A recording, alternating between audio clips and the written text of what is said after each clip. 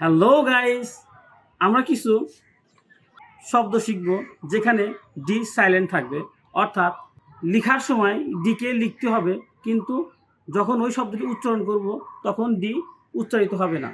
So start. Bridge, D silent. Grandson, D silent.